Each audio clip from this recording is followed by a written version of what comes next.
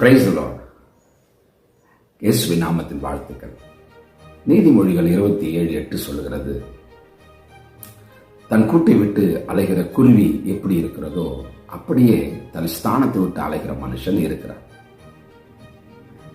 தேவன் உங்களுக்கு கொடுக்கப்பட்ட நிலைப்பாட்டிலிருந்து நீங்கள் என்றைக்கு உங்கள் கவனத்தை மாற்றுகிறீர்களோ, நீங்கள் என்றைக்கு நீங்கள் எண்ணம் சிதறுகிறீர்களோ, அன்றைக்கு அது ஒரு ஆபத்தான சூழ்நிலை தான், அல்லது அது சரியான நிலைப்பாட்டில் உங்களை நிறுத்தாது.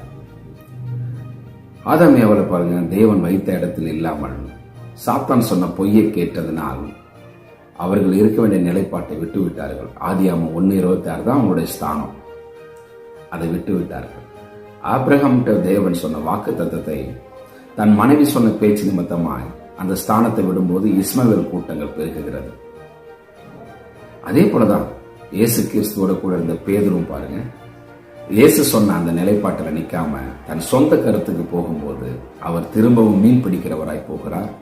கடலுக்குள், சூழ்நிலைகளுக்குள் தன்னை விட்டுக் கொடுக்கிறவராய் மாறுகிறார். ஆனா இயேசு சொன்ன நிலைப்பாட்டில் நம்ம நிற்கும் போது அது மிகப்பெரிய ஒரு பாக்கியம் பாருங்க. இன்றைக்கும் கிறிஸ்துவுக்குள் உங்களை எந்த நிலையில தேவன் அழைத்தாரோ, எந்த நம்பிக்கைக்கு உங்களை அழைத்தாரோ, எதை செய்யும்படி உங்களுக்கு உறுதி தருகிறாரோ, உங்களுக்கு எதை காண்பித்தாரோ அதிலே நில்லுங்கள்.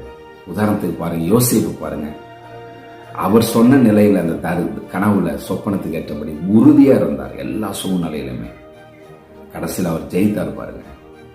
அதை விட நம்முடைய இரட்சகர் இயேசு பாருங்க, எந்த நிலைப்பாட்டுக்கு வந்தார்? தான் தேவனுடைய குமாரனாய் மரிக்கும்படி ஒரு ஆட்டுக்குட்டியாய் வந்தார், உயிர் தெழுந்தார். இன்றைக்கு அவருடைய ஸ்தானத்தை பாருங்க.